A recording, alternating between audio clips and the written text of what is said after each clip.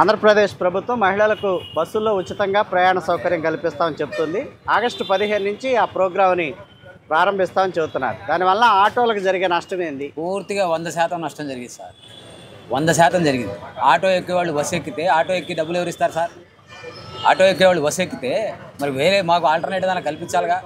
అదేమీ ఆలోచించకుండా ఉచితంగా బస్సులు అంటే బస్సుల్లోనే వస్తారు కానీ ఆటోలు ఎక్కరుగా సార్. ఒక ఆటో అంటే ఆటో ఒక 3 చక్రాలు సింపుల్గా తీసేయటం కాదు సార్. ఒక ఆటో మీద 20 కుటుంబాలు ఉంటాయి. 20 కుటుంబాలని ఒక డ్రైవరే బతికిస్తాడు. ఇది ఇతనికే లేనప్పుడు ఆ 20 కుటుంబాలు ఏమైపోతాయి సార్? ఒక ఆటో అంటే ఒక ఆటో డ్రైవరు ఒకళ్ళే బతకడండి. ఒక ఆటో నడిపేవాడు వెనకాల 20 కుటుంబాలు ఉంటాయి. మెకానిక్ కానీ, పెయింటర్ కానీ, పంచర్లు వేసేవాడు కానీ వీళ్ళందరూ కూడా రోడ్డును పడతారు సార్. వీళ్ళందరికీ ఆల్టర్నేటివ్ ఏదైనా చూపించాలి కదా సార్. ఏమి లేకుండా ఒక స్కీమ్ ఒకటి అనౌన్స్మెంట్ చేసేస్తే వేరే ఆల్టర్నేట్ మాకేంది? దాని మీద ఏమన్నా ప్రభుత్వం స్పందించిందా?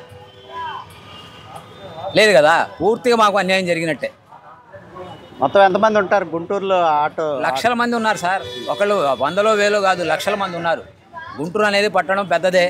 చుట్టుపక్కల పల్లెటూరులో చాలా ఉన్నాయి. చాలా వాటికి గుంటూరు అనేది పెద్ద జిల్లా కేంద్రం. పత్తిపాడు కానీ, అమరావతి కానీ ఇక్కడ నుంచి అన్నీ కూడా పెద్ద పెద్ద ఆటోలు పెట్టి నడుస్తూ ఉంటాయి. వాళ్ళందరికీ జీవనోపాధి పోయినట్టే. వాళ్ళందరూ కూడా పోయినట్టే, జీవనోపాధి కోల్పోయినట్టే. మీరు దీనికి ఏదైనా ప్రభుత్వం వేరే దారి చూపించాలిగా. చూపించకుండా ఆల్టర్నేటివ్ ముందు చెప్పకుండా బస్సులో ఆడవాళ్ళకి ఉచితంగా అంటే ఏంది? ఉచితంగా పెట్టుకోవచ్చు. ఆల్టర్నేట్ మాకేంది? మాకేదైనా చూపించాలి కదా. అంటే మీకేం చూపించమని మీరు అడుగుతున్నారు? మాకు వేరే ఆల్టర్నేట్ సార్. ఆల్టర్నేట్ మేమైతే చెప్పగలం. ప్రభుత్వం దగ్గర ఎంతోమంది సలహాదారులు ఉంటారు, ఎంతోమంది కమిషనర్లు ఉంటారు, ఎంతోమంది ప్రిన్సిపల్ సెక్రటరీలు ఉంటారు, చాలామంది ఉంటారు. వాళ్ళు చేయాల్సిన ఆలోచన మమ్మల్ని చేయమంటే మేము ఇల్లిటరేసా సార్? ఇల్లిటరేసి కాబట్టి ఆటోలోకి వచ్చాము, అవునా కదా? ఇప్పుడు వాళ్ళు చూడాలి కానీ ఆ సలహాలు సూచనలు మేమేటా చెప్పగలమా? చెప్పండి మీరు. అంటే ఇప్పుడు కేవలం బస్సుల్లో మహిళలకు మాత్రమే ఉచితం అన్నారు. ఎక్కేది కూడా మహిళలే సార్ ఎక్కువ. లేదా ఆటోలు ఎక్కేది ఆటోలు ఎక్కేది కూడా మహిళలే. అందరూ వేరే వాళ్ళు జెంట్స్ అంటే బైకులు అటు ఇటుకి ఆల్టర్నేట్ చూసుకొని వెళ్ళిపోతారు కానీ మహిళలే ఎక్కువ ఎక్కేది ఆటో. ఈ మహిళల్ని ఉచితంగా బస్సులు పెట్టి తరలిస్తామంటే మాకు ఏదన్నా వేరే ఆల్టర్నేట్ చూపించాలి.